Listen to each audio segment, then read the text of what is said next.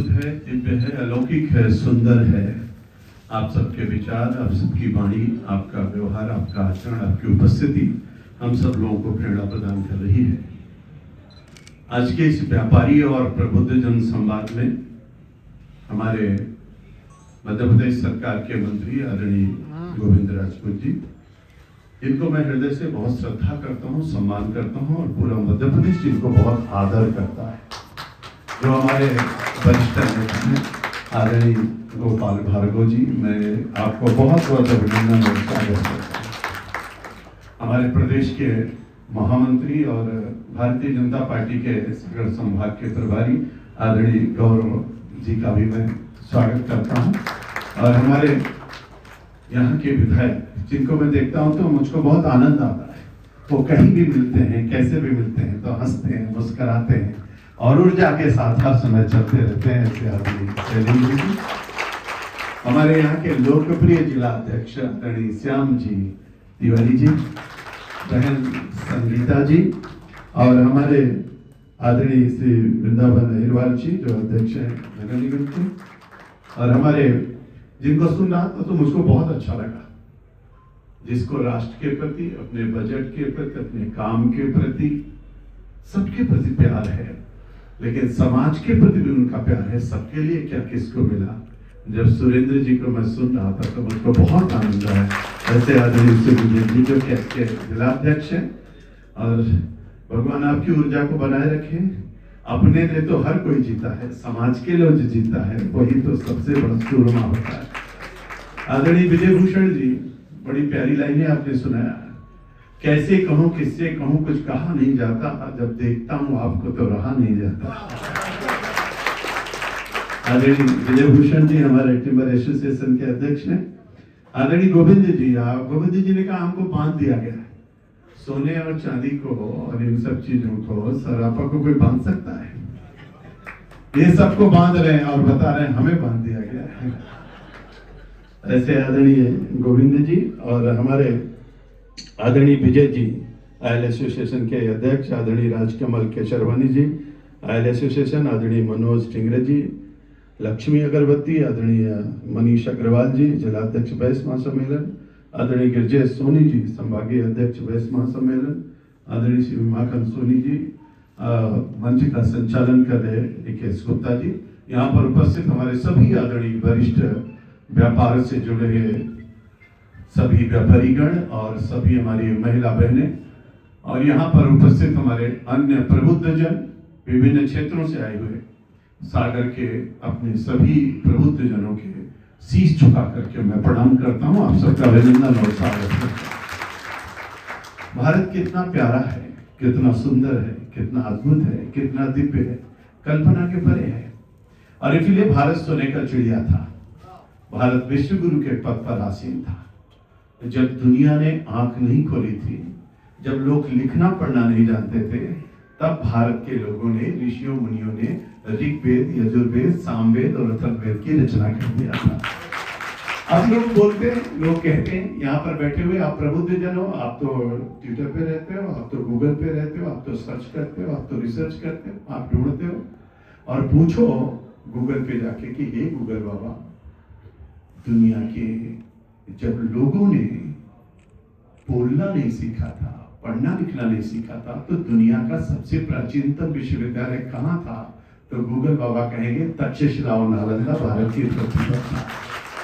फिर पूछो कि हे गूगल बाबा, सबसे प्राचीनतम भाषा, वैज्ञानिक भाषा कौन है? तो गूगल बाबा कहेंगे संस्कृत भाषा है, जो हमारे भारत की भाषा है। फिर पूछो हे गूगल बाबा, आराम से उनसे जानकारी हासिल करो कि दुनिया की सबसे प्राचीनतम पुस्तक का नाम बताइए, तो गूगल कहेगा ऋग्वेद, यजुर्वेद, सामवेद, अथर्ववेद, 108 उपनिषद, 6 शास्त्र, 18 पुराण और गीता और रामायण और महाभारत की चर्चा करेगा। फिर आप पूछिए कि दुनिया में सबसे पहले व्यापार और दुनिया को सब कुछ देने का काम किसने किया? तो गूगल से पूछिए कि सबसे अच्छा इस्पात कहाँ का बना? तो गूगल कहेगा भारत का। फिर पूछो सबसे अच्छा मसाला कहाँ का? तो गूगल कहेगा भारत का। सबसे अच्छा मलमल कहाँ का? तो गूगल कहेगा भारत का। और दुनिया के अंदर खैबर और बोलन के दर्रे से व्यापार कौन करता था? तो भारत करता था। फिर पूछो कि दुनिया में कौन से देश को सोने का चिड़िया कहा जाता है? तो लोग गूगल कहेगा भारत को। फिर पूछे दुनिया में विश्व गुरु के पद पर कौन देश आसीन था? तो गूगल कहेगा भारत। फिर पूछो कि ये जीरो की खोज किसने किया? तो गूगल कहेगा भारत। फिर पूछो अंक की खोज किसने किया? तो गूगल कहेगा भारत। फिर पूछो कि ये योग कहां से आए? तो गूगल कहेगा भारत से। फिर पूछिए कि दुनिया का सबसे प्राचीनतम धर्म कौन है? तो गूगल कहेगा सनातन धर्म। फिर पूछिए कि दुनिया की कौन सा ऐसा देश है जहां पर 6 ऋतुएं पाई जाती हैं? तो गूगल कहेगा भारत में। फिर गूगल से पूछिए कि कौन सा ऐसा देश है जहां पर दुनिया का सबसे बड़ा मेला लगता है? तो गूगल कहेगा तीर्थराज प्रयाग में कुंभ लगता है, दुनिया का सबसे बड़ा मेला। फिर पूछिए गूगल पे कि दुनिया में सबसे ऊंची प्रतिमा कहां लगी है? तो गूगल कहेगा गुजरात में सरदार वल्लभ भाई पटेल की। फिर पूछिए उनसे कि दुनिया का सबसे बड़ा लोकतांत्रिक देश कौन सा है? तो गूगल कहेगा भारत है। फिर पूछिए कि गूगल बाबा आज की तारीख में दुनिया का लोकप्रिय नेता कौन है? तो गूगल कहेगा नरेंद्र भाई मोदी। अब आप कल्पना करिए, आप सब लोग बैठे, बहुत सारी बातें आपने बता दी। मैं आंकड़ों में जाना नहीं चाहता, सब आज मोबाइल पर दिखता है और बताते हैं। लेकिन मैं आपसे पूछूं एक बात कि 15 अगस्त 1947 को भारत आजाद हुआ। भारत की पहली जनगणना हुई तो भारत की कुल पॉपुलेशन 36 करोड़ थी। और भारत के पास जमीन कितनी थी? आप कल्पना करके देखिए, इतने सारे लोग बैठे हो, जरा विचार करके करिए और हृदय से, अंतरात्मा से, अपने मन से अपने पूर्वजों को, अपने पुरखों को, अपने धर्मगुरुओं को याद करना। आज आप सब बैठे हो ना, आज समृद्धशाली भारत बन रहा ना, आप बहुत आज कह रहे हो कि हमने ऐसा कर दिया। आपने कुछ नहीं, अगर सब कुछ किसी ने किया तो हमारे पुरखों ने, हमारे पूर्वजों ने, हमारे धर्मगुरुओं ने, हमारे माता पिता ने, उनका पूर्ण प्रताप है कि हम फिर से ऐसा उभरता हुआ भारत, बदलता हुआ भारत और बढ़ता हुआ भारत हम देख पा रहे हैं। आपको लगता है आपकी भुजाओं में बहुत ताकत है, आपके व्यापार में बहुत ताकत है, आप सोचते होंगे, लेकिन मैं आपसे बहुत गंभीर बात करने जा रहा हूं। आज यहाँ पर बैठे हुए अपने गूगल पे जाके सर्च करना, और भारत आज हमारी चौथी अर्थव्यवस्था दुनिया की है, और मेरा भारत चौथी अर्थव्यवस्था, 3 जो बड़े देश हैं अर्थव्यवस्था में, उनसे टक्कर ले रहा। वो 3 कौन से हैं? Number 1 America. अमेरिका के पास जमीन कितनी है? अमेरिका के पास 98 लाख वर्ग किलोमीटर जमीन है। और अमेरिका की पॉपुलेशन कितनी है? अमेरिका की पॉपुलेशन 34, 34.5, 35 करोड़ पॉपुलेशन है। दूसरा देश है चाइना। चाइना के पास कितनी जमीन है? 95 लाख वर्ग किलोमीटर जमीन चाइना के पास है। और तीसरा देश है जर्मनी। चौथा देश है मेरा भारत। भारत के पास कितनी जमीन है? 32,48,267 वर्ग किलोमीटर। और भारत की पॉपुलेशन कितनी है? 145 करोड़। धन्य है मोदी। जरा मोदी के लिए ताली तो बजाइए। 32 लाख वर्ग किलोमीटर पर स्टैंड करने वाला भारत, 145 करोड़ को लेकर के चलने वाला भारत, दुनिया के 2.4% जमीन पर मेरा भारत टिका हुआ है। जितनी पूरी जमीन है, पूरी जमीन कितनी है? कुल 51 करोड़ किलोमीटर पूरी धरती है, उसमें से 2.4% जमीन भारत के पास है। और भारत के पास पॉपुलेशन दुनिया की कितनी है? 17%, 17% और भारत के पास पानी दुनिया का कितना है? 4%। और भारत के पास बीमारी दुनिया की कितनी है? 20%। और भारत के पास पशु कितने दुनिया के हैं? 15%। अब मेरे भारत को जरा देखिए, उसके बाद टक्कर किसको दे रहा है? भारत पूरी दुनिया को बता रहा है कि आगे आने वाले दिनों में 2047 का भारत जब बनेगा तो मेरा भारत दुनिया में नंबर 1 का देश होगा। मेरे मित्रों, आप बजट की बात कर रहे हो। आजादी के इतने साल बीत गए, 2013 का जो बजट आया था वो 16.65 यानी 16.65 लाख करोड़ का बजट था। मोदी जी आए 2014 में। मोदी जी ने पहला बजट जब प्रस्तुत किया तो 17.95 लाख करोड़ यानी लगभग 18 लाख करोड़ का बजट प्रस्तुत किया था। अभी मोदी जी ने बजट प्रस्तुत किया है 53.50 लाख करोड़ का बजट प्रस्तुत किया। अब आप जरा विचार करके देखिएगा। मैं आपको थोड़ी मोटी मोटी बात बताता हूं। आप तो बहुत अध्ययन करते हैं, बहुत दूर तक जाते हैं। मैं तो इतना पढ़ा लिखा नहीं हूं, मैं तो सामान्य रूप से आपको बताता हूं। 53.50 लाख करोड़ का बजट मोदी ने प्रस्तुत किया। मोदी जी ने समग्र भारत के चतुर्दिक विकास का बजट प्रस्तुत किया। और मोदी जी ने कहा क्या, निर्मला सीतारमण ने कहा क्या? आपने अगर बजट की लाइन सुनी होगी तो सबसे पहले उन्होंने भारत के युवा शक्ति को संबोधित किया। दूसरी बात उन्होंने क्या कहा, आजाद भारत का पहला बजट कर्तव्य भवन में बैठ करके बनाया गया और मेरे 3 कर्तव्य हैं। पहला कर्तव्य उन्होंने कहा भारत का आर्थिक विकास। दूसरा कर्तव्य उन्होंने, निर्मला सीतारमण ने कहा, हमारे लोगों की आकांक्षाओं की पूर्ति करने का दूसरा कर्तव्य है। और तीसरा कर्तव्य हमारा है सबका साथ, सबका विकास। इन 3 कर्तव्यों के आधार पर उन्होंने बजट प्रस्तुत किया। अब बजट की मंशा देखिए। बजट एक बात है, बजट की मंशा दूसरी बात है, बहुत बड़ी बात है। तो उन्होंने बजट की मंशा को प्रदर्शित किया। मेरा कर्तव्य क्या है? मेरा कर्तव्य पहला है कि भारत का आर्थिक विकास हो, भारत दुनिया के अंदर नंबर 1 का देश अर्थ की दृष्टि से बने। नंबर 2, अर्थ की दृष्टि से भारत नंबर 1 बने। लेकिन मेरा दूसरा कर्तव्य है कि भारत में रहने वाले 145 हमारे लोगों, निर्मला सीतारमण ने कहा, हमारे लोगों की समस्त आकांक्षाओं की पूर्ति करना ये मेरा दूसरा कर्तव्य है। अब आप देखिए, पहले कर्तव्य में उन्होंने आर्थिक विकास क्यों कहा? पहले कर्तव्य में उन्होंने लोगों की आकांक्षाओं की पूर्ति क्यों नहीं कहा? इसलिए नहीं कहा कि राष्ट्र हमारे लिए सर्वोपरि है, इसलिए पहले भारत दुनिया में नंबर 1 का होना चाहिए। इसलिए मेरा पहला कर्तव्य है कि हम आर्थिक विकास करें। दूसरा कर्तव्य उन्होंने कहा, हमारे लोगों को कोई कष्ट नहीं होना चाहिए, इसलिए उनकी सभी सुविधाओं का ध्यान रखना ये हमारा कर्तव्य है। अधिकार नहीं, मेरा कर्तव्य है, ये मेरी ड्यूटी है। और तीसरी बात उन्होंने कितनी अच्छी कही, कोई छूटे नहीं, कोई रूठे नहीं, कोई दुखी ना हो, हर किसी को समान अवसर प्राप्त हो, केवल व्यक्ति के नाते नहीं, district wise, mandal wise, block wise, state wise. इसलिए भारत के सभी लोगों का सबका साथ, सबका विकास, जाति, धर्म, व्यवहार, अगड़ा, पिछड़ा, सबको ध्यान में रख करके किसान, नौजवान, महिला, हमारे गरीब और व्यापारी, औद्योगिक दृष्टि से किसी को कोई दिक्कत न हो, इसलिए सबका साथ, सबका विकास, ये हमारा तीसरा कर्तव्य है।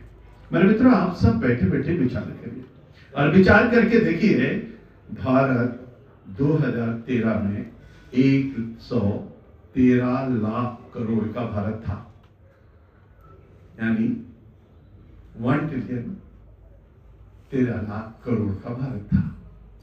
आज भारत कितने का है? 4.56 ट्रिलियन डॉलर के साथ दुनिया की 4थी अर्थव्यवस्था भारत बन गया।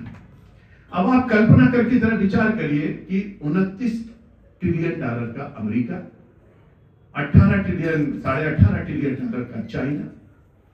अब आपको लग रहा होगा कि 240 वेलफेयर स्कीमों के साथ मोदी जी आगे बढ़ रहे हैं, कदम कितना साध करके रख रहे हैं। और मोदी जी कह रहे हैं, पूरे भारत के लोगों को संदेश दे रहे हैं, लोकल फॉर वोकल, आत्मनिर्भर भारत, स्वदेशी भारत, 1 डिस्ट्रिक्ट वन प्रोडक्ट वाला भारत, और हमारी यहाँ बनी हुई चीजों को हमारी दुनिया के अंदर सामान पहुंचे, इसकी व्यवस्था करना।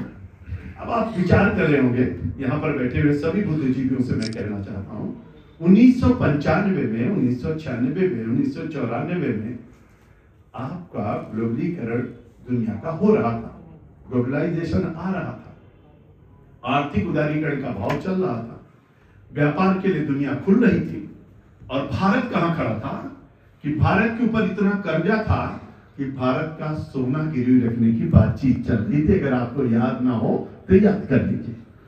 आज भारत में सोना कितना है? मोदी जी सब करते हुए बजट भी बढ़ा रहे, एरिया भी बढ़ा रहे, रोजगार भी बढ़ा रहे।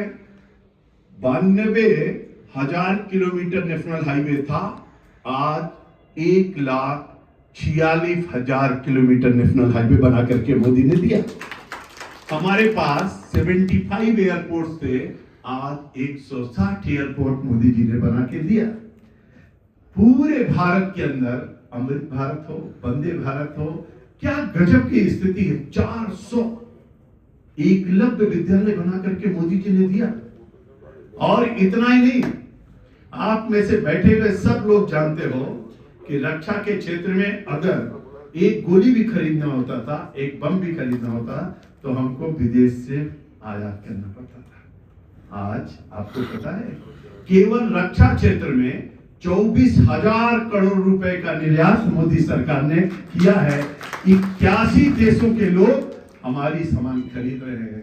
अभी ऑपरेशन सिंदूर हुआ तो ब्रह्मोस हमारे भारत का बना हुआ था। आपको याद होगा, इसमें से बैठे हुए लोगों ने देखा हो कि 15 अगस्त पे जब मोदी जी तिरंगा लहरा रहे थे तो एक हेलीकॉप्टर उनके ऊपर घूम रहा था, पुष्प वर्षा कर रहा था। वो हेलीकॉप्टर पहली बार भारत का बना हुआ हेलीकॉप्टर वहां पर लहरा। अब आप विचार कर रहे हो कि मोदी जी ने कहा मेक इन इंडिया। मोदी ने इससे पहले क्या कहा? मेक इन इंडिया से पहले कहा मोदी जी ने made in India. Modi ji ने कहा मेड इन चाइना नहीं, मेड इन इंग्लैंड नहीं, मेड इन जापान नहीं, मेड इन जर्मनी नहीं, अब मेड इन इंडिया होगा। अब सुई से लेकर तोप तक भारत बनाएगा और दुनिया को देशों में निर्यात करने का काम करेगा। अब उसका परिणाम क्या हो रहा है कि रक्षा के क्षेत्र में तो हम सब कुछ बना ही रहे हैं, हम डिफेंस कॉरिडोर भी बना रहे हैं, हम अपना इंडस्ट्रियल कॉरिडोर भी बना रहे हैं, हम दुनिया के देशों से मुकाबला करने के लिए तैयार हैं। लेकिन एक सबसे बड़ी बात है कि भारत सुरक्षित भारत कैसे बनेगा, इसके लिए भी मोदी जी ने रक्षा क्षेत्र में 15% 7.5 लाख करोड़ रुपए का प्रावधान करके कहा कि दुनिया में भारत आर्थिक दृष्टि से तो समृद्धशाली होगा, लेकिन सैन्य दृष्टि से भी भारत दुनिया के अंदर नंबर 1 का देश बनेगा। उसकी भी मोदी जी ने चिंता किया। अब देखिए, आप एक एक चीज पर अगर विचार करेंगे तो आपको पता चलेगा कि किसानों की समस्त समस्याओं का समाधान मोदी जी कैसे करते हैं। अगर किसान समृद्धशाली नहीं होगा तो व्यापारियों का व्यापार कैसे चलेगा, खरीदेगा कौन? अगर किसान के पास पैसा नहीं होगा, गांव से वो शहर नहीं आएगा, तो अपना व्यापारी व्यापार कैसे करेगा? स्वेटर कहां पर बेचेगा? चीजों को कौन खरीदेगा? खरीदार होना चाहिए। खरीदार कौन होगा? जब हमारे सबके पास जेब में पैसा होगा, तभी तो हमारी चीजों को जो मैन्युफैक्चरिंग करेंगे वो बिकेगा। अब मोदी जी ने कहा हम खरीदेंगे, व्यापारी बनाएंगे, समृद्धशालीता दोनों तरफ जाएगी, तो किसान हर तरीके से समृद्धशाली होना चाहिए। अब किसान के साथ साथ व्यापारी समृद्धशाली नहीं होगा। सबसे पहले दुनिया का जो आर्थिक दृष्टि से भारत समृद्धशाली था, उसमें व्यापारियों का बहुत बड़ा योगदान प्राचीन काल से लेकर के आज तक है। सबसे ज्यादा मेहनत और परिश्रम कोई करता है तो हमारे व्यापारी भाई करते हैं, सामान्य बात नहीं है। लेकिन सब करने के बावजूद भी एक इंस्पेक्टर आता है और एक करोड़पति, एक अरबपति आदमी से कैसे बातचीत करता है, कल्पना के परे है। लेकिन मोदी ने कहा अभी नहीं चलेगा, इसीलिए 2026 का इनकम टैक्स में उन्होंने किस तरीके का रिफॉर्म किया, हमारे सुरेंद्र जी ने बताया। अब मार्च नहीं, अब मई तक आप दाखिल कर सकते हैं। भूल हो गई, छूट हो गई, कोई चीज छूट गई, आप उसको संशोधित कर सकते हैं। अगर मान लीजिए कि आपने टैक्स में शो नहीं किया, कोई दिक्कत हो गई, आप बता सकते हो, अब जेल और बाकी दंड देते हो सब समाप्त, अब क्या है, ठीक है हमने बता दिया, इसका जो टैक्स बनता है उसको ले लीजिए, नमस्ते, और क्या कर सकते हो। तो मोदी जी ने कहा टैक्स में कितना रिलैक्सेशन हुआ और इजी कितना हो गया, चलते चलते गाड़ी में चलते चलते अपना फॉर्म भरिए, अपनी व्यवस्था बनाइए, किसी के पास नहीं जाना है, न कोई आपके पास आ सकता है, कोई आपके दुकान पे, आपके प्रतिष्ठान पर, आपके संस्थान पर आकर के आपसे बात नहीं कर सकता है। धन्य है मोदी, जरा जोरदार ताली तो मोदी के लिए। चिंता कैसे करें, महिलाओं की चिंता कैसे करें। मोदी जी ने कहा हम इंद्रधनुषी टीका देंगे, हम 2 रुपए पे 2 लाख का बीमा देंगे, हम गर्भवती महिलाओं की व्यवस्था करेंगे, हम बुजुर्ग महिलाओं को पेंशन देंगे, हम बुजुर्गों के कोई भी बुजुर्ग होगा उसको पेंशन देंगे, हम आयुष्मान भारत से सबका इलाज करेंगे। किसी के घर में अगर करोड़पति भी है, अरबपति भी है, लेकिन पिताजी अगर 70 साल के हो गए हैं तो आप चिंता मत करना, आपको कोई चिंता नहीं करना, मोदी चिंता कर रहे हैं, पूरे के पूरे इलाज की व्यवस्था मोदी कर रहे हैं। ये कितनी बड़ी बात है। तो वहां से सब चिंता कर रहे हैं, लेकिन मोदी जी ने कहा हम अपनी बहनों को लखपति दीदी बनाएंगे। केवल कहा नहीं, पूरे भारत के अंदर लाखों बहनों को लखपति दीदी अभी तक बना चुके हैं और लखपति दीदी बनाने का संकल्प लिया। बेटी बचाओ बेटी पढ़ाओ कहा, हमारी युवाओं के लिए make in India, made in India के साथ साथ आप करिए। लोग सोचते थे कि 1 नेशन 1 टैक्स क्या हो सकता है, अखिल में जीएसटी आया, 1 नेशन 1 टैक्स हुआ। अब मोदी कहते हैं सागर में रहते हो, वैष्णो देवी जा रहे हो, गरीब आदमी हो, आपको वहां राशन की जरूरत पड़ेगी तो कैसे करोगे। तो उन्होंने कहा चिंता मत करो, 1 नेशन 1 राशन कार्ड हो गया, अब जम्मू में भी राशन लेना ना महाराष्ट्र में भी राशन ले लेना। मोदी जी ने कहा 1 नेशन 1 इंश्योरेंस, यानी आप चाहो तो सागर में इलाज करा लो, चाहे तो दिल्ली में करा लो, कलकत्ता में, मुंबई में, मेरा कार्ड लेके चले जाना और इलाज करा के चले आना। अब देखिए आप सोचिए, तो 1 नेशन 1 इंश्योरेंस, फिर उन्होंने 1 नेशन 1 फर्टिलाइजर खाद के लिए उन्होंने जारी कर दिया, फिर 1 नेशन 1 मोबिलिटी कार्ड जारी उन्होंने कर दिया।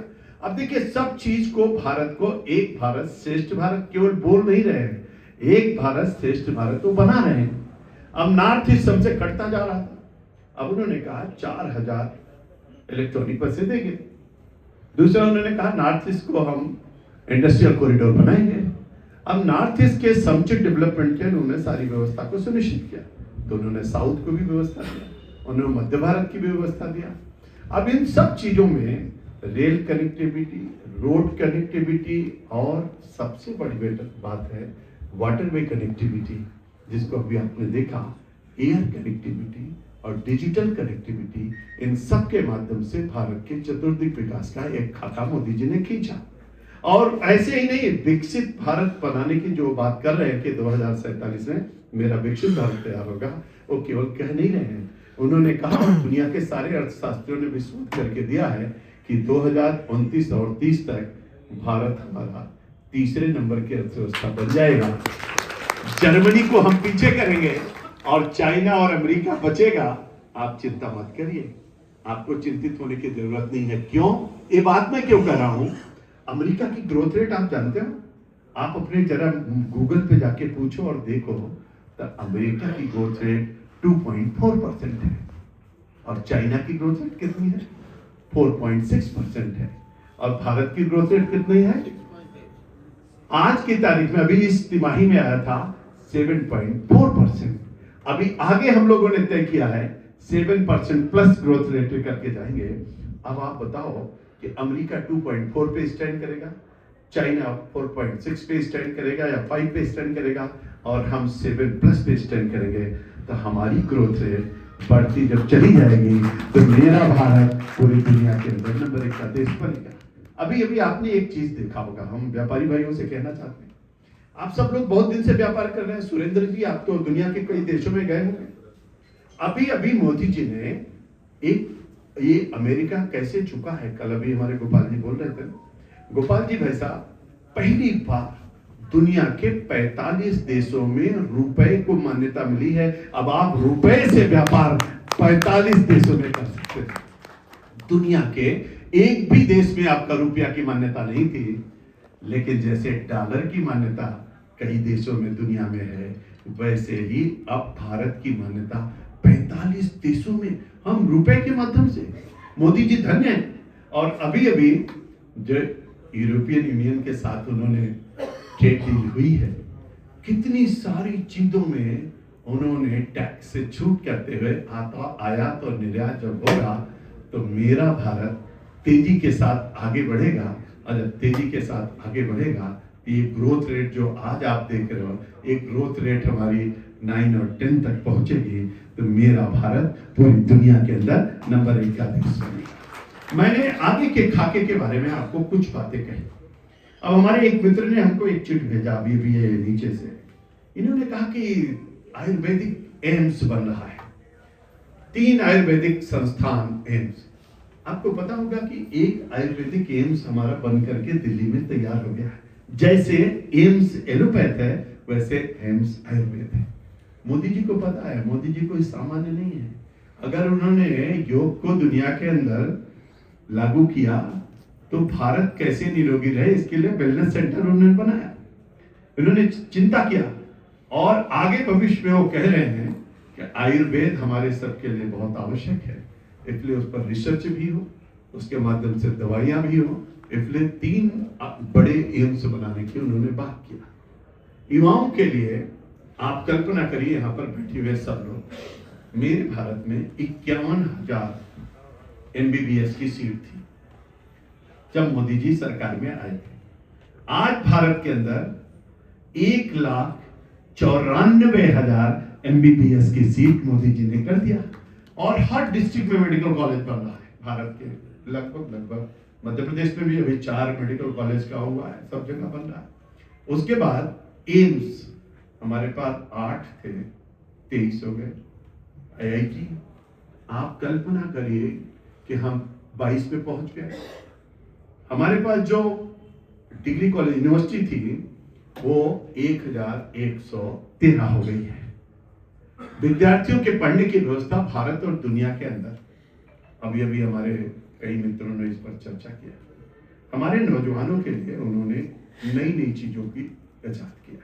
आप में से बैठे हुए सब लोग कोविड के समय तो टीका लिए होंगे, वैक्सीनेशन सबका हुआ होगा, और 1, 2, 3 किसने बूस्टर डोज भी लिया होगा। जब कोविड आया था तो दुनिया के देशों ने कहा कि वैक्सीन कौन बनाएगा, तो लोगों ने कहा जापान बनाएगा, जर्मनी बनाएगा, अमेरिका बनाएगा, भारत तो बना ही नहीं सकता। लेकिन 1 नहीं, 2 नहीं, 3 टीके अगर किसी ने बनाया तो हमारे आपके भारत ने बनाया। और बनाया नहीं, दुनिया के 100 देशों में टीका पहुंचाने का भी काम किया, दवाई सबकी जान बचाने का भी काम किया। यहां तक कि अमेरिका दवा मांगते हुए कैसे भारत के सामने गिड़गिड़ा रहा था, कल्पना के परे। और इसलिए मोदी जी ने कहा बायो फार्मा के माध्यम से हमारे हेल्थ डिपार्टमेंट की दृष्टि से, दवाइयों के इजाद और खोज की दृष्टि से उन्होंने, और इलेक्ट्रॉनिक्स विंग के माध्यम से 40,000 करोड़ रुपए और 10,000 करोड़ रुपए उसमें। और कितनी बड़ी बात है, AI पार्क विकसित करने के लिए मोदी जी ने कहा है आने वाला दुनिया के देशों में भारत का स्थान कैसे बने, इसके लिए उसका भी प्रावधान किया। अब हर क्षेत्र में अगर आप देखेंगे और समग्रता के आधार से अध्ययन करेंगे तो आपको पता चलेगा कि बदलते हुए परिवेश में, बढ़ते हुए भारत में जो ट्रांसफॉर्म, रिफॉर्म और परफॉर्म की बात कही गई है, उसका जीता जागता नमूना अगर देखना हो तो आप इस बजट में देख सकते हैं, जो बजट अभी अभी प्रस्तुत हुआ है। आगे आने वाले दिनों में जब हम अपनी GDP को बढ़ाएंगे। और एक बड़ी बात मैं आपसे कहना चाहता हूं, इसमें बैठे हुए लोग एक बार देखिए कि भारत की पर कैपिटा इनकम कितनी हो गई है।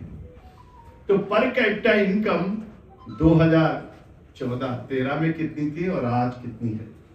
मोदी जी के नेतृत्व में पर कैपिटा इनकम बढ़ करके आज 2,40,000 रुपए पहुंच गई है। जल्दी ही हम 3 लाख को क्रॉस करेंगे। और आप जानते हो विकसित देश बनने के लिए कितनी आपको पर कैपिटा इनकम चाहिए, या विकसित भारत के लिए क्या क्या नॉर्म्स होने चाहिए। तो गरीब किसी भी हालत में गरीबी रेखा के नीचे एक भी व्यक्ति नहीं होना चाहिए। और मैं मोदी को थैंक्स करता हूं, धन्यवाद करता हूं कि 25 करोड़ लोगों को गरीबी रेखा से ऊपर उठाने का काम नरेंद्र भाई मोदी ने किया। उनकी आर्थिक नीतियां, उनकी सामाजिक नीतियां, उनकी रक्षा की नीतियां, उनका इंफ्रास्ट्रक्चर, उनका सब कुछ अद्भुत है। और इसलिए मैं मोदी का धन्यवाद करता हूँ और आप सब लोगों से निवेदन करता हूँ, आपको बहुत भरोसा है मोदी पर, भरोसा है भाजपा पर, भरोसा रखिए भारत पर, भरोसा रखिए भाजपा पर, भरोसा रखिए मोदी पर। आने वाले दिनों में नंबर 1 का देश अगर कोई होगा तो हमारा आपका भारत होगा। जब आजादी के 100 साल हो गए तो विकसित भारत के रूप में भारत दिखाई पड़ेगा। और आप चिंता मत करना, ये ऋषियों की भूमि है, ये महर्षियों की भूमि है, ये हमारे पूर्वजों के मंत्र दृष्टाओं की भूमि है। और इसलिए हमारे यहाँ कोई सामान्य नहीं है, ये तपह स्थली है, ये पूजा स्थली है, ये धर्म स्थली है। इसलिए बौद्ध सर्किट भी बन रहा है, जैन सर्किट भी बन रहा है, चारों धामों का सर्किट भी बन रहा है, महाकाल लोक भी बन गया है और बाबा विश्वनाथ का कॉरिडोर भी बनकर तैयार है। अब आप भगवान राम का भव्य मंदिर भी बन गया है और इसलिए धर्म ध्वजा भी लहरा गई है। 7,500 मंदिरों पर काम चल रहा है। इसलिए धार्मिक दृष्टि से, आर्थिक दृष्टि से, सामाजिक दृष्टि से, रक्षा के क्षेत्र में, युवाओं के लिए, किसानों के लिए, महिलाओं के लिए, उद्यमियों के लिए, गरीबों के लिए समर्पित बजट अगर कोई है तो आदरणीय नरेंद्र भाई मोदी का 2026 बजट है। इसलिए मित्रों, आप सबको शुभकामना करता हूँ, बधाई देता हूँ। मैं तो बहुत आनंदित हूँ, आप लोगों को और सुनना चाहता था लेकिन सुन नहीं पाया। लेकिन मैं आपसे फिर कभी मिलूंगा तो विस्तार से चर्चा करूंगा। लेकिन मैं जलते हुए प्रकाश से कहूंगा कि शुभम करोति कल्याणम आरोग्यम धन संपदा सत्यबुद्धि विनाशाय दीपक ज्योति नमोस्तुते। दीपक ज्योति पूर्व दीपक ज्योति नादना दीपो हरत में पापम दीपक ज्योति नमोस्तुते। हे प्रकाश देवता, हमारे सबका ललाट चमका दीजिए, ऊर्जा से भर दीजिए। और मैं सूर्य से कहूंगा आदित्य नमस्ते प्रसिद्ध महाराज का दिवाकर नमस्ते प्रभाकर नमोस्तुते। आदित्य प्रथम नामाद्वती आंध्र दिवाकर देती अंगासनं प्रोक्त चतुर्थं प्रभाकरं पंचम शास्त्रास्कष्टम चतुर्लोचना सप्तम हृदयष्टम देववापशो नवम दिन के को दशमम द्वादशम एकादश मूर्ति द्वादशम सुरेवजा। इस भाव के साथ चलते रहिए। साथ चलने का इरादा जब जमा हो जाएगा, आदमी मेरे आदमी का कारवां बन जाएगा। तू किसी के पांव के नीचे तो रक्त थोड़ी जमी, तू भी नजरों में किसी के आसमां बन जाएगा। अथर्ववेद में एक लाइन है, बहुत प्यारी सी कही गई है, माता भूमि पुत्र हम पृथ्व्याम। भूमि मेरी माँ है, मैं इस पृथ्वी का पुत्र हूँ। जीऊंगा तो भारत माता के लिए और मरूंगा तो भारत माता के लिए। ये संकल्प करना चाहिए। इसलिए धन के लिए मैं कहूँगा वित्त से संबंधित है। इसलिए संस्कृत में कहा गया है कि वित्त में इतने संरक्षित, वित्त में आदि आदि चा अछीड़ो वित्तता छीड़ो वित्तस्तु हतो हता। चरित्र की रचना यत्न पूर्वक करनी चाहिए। धन तो आता है और चला जाता है। धन से हीन होने पर मनुष्य हीन नहीं होता, किंतु चरित्र से हीन होने पर मनुष्य मरे हुए के समान होता है। और इसलिए मोदी जी ने सबका साथ सबका विकास जो जोड़ा है, उसके पीछे भाव है। मोदी कहते हैं मैं अपने लिए नहीं, मैं देश के लिए जीता हूँ। इसलिए मोदी जी के लिए मैं कहता हूँ कि बहन्ते नद्यः स्वयं वनाभ्यः स्वयं न खादन्ति फलानि वृक्षा धाराधरो वर्षति नात्मे तो परोपकाराय सतां विभूत्या परेषाम् उपकारा परोपकारा कथयते परोपकारा एक दिव्या गुणास्ते। इसलिए भरोसा और विश्वास के साथ अर्चना भारत माता की, पूजा भारत माता की, पूजा अपने कर्मों की और भारत के लिए सब कुछ करने के लिए आगे बढ़ते रहना है। भारत फिर से विश्व गुरु के पद पर आसीन होगा, क्योंकि जो लोग हमारी मूर्तियां उठा ले गए थे, चोरी कर ले गए थे, उन्होंने लौटाना शुरू कर दिया है। 416 मूर्तियां आ गई हैं। जो ले गए सब दे रहे हैं। चिंता मत करिए, कोहिनूर का हीरा भी जल्दी आएगा, सब कुछ हमारे पास होगा। अभी तो मूर्तियां आ रही हैं, भारत की ताकत बढ़ रही है। अब ट्रंप कह रहे हैं मोदी हमारे बहुत अच्छे मित्र हैं। और अमेरिका के राष्ट्रपति इसके पहले जो थे, उनका क्या नाम था, बाइडेन, वो खड़े थे कि मोदी जी आपका ऑटोग्राफ चाहिए। सारे सांसद ऑटोग्राफ मांग रहे थे। 74 बार मोदी के भाषण पे ताली बजाए थे। अमेरिका में मोदी बोलते हैं और अमेरिका का राष्ट्रपति खड़े खड़े सुनता है। मैं ज्यादा कुछ किसी के बारे में कहना नहीं चाहता हूँ, लेकिन ये भारत है, ये भारत है। गायन्ते दीपाः किल गीतकानि धन्यास्तुते भारत गुरु आगे। इसलिए सागर के वीर सपूतों, मैं हाथ जोड़ के आपसे निवेदन करता हूँ, जिंदगी की असली उड़ान अभी बाकी है, हम सबों का इम्तहान अभी बाकी है। अभी तो प्रस्तुत किया है 53.50 लाख करोड़ का बजट, अभी तो ट्रिलियन में बजट प्रस्तुत करना अभी बाकी है। और इसलिए आप सबका अभिनंदन और स्वागत। चलते रहिए, बढ़ते रहिए, कदम ताल करते रहिए।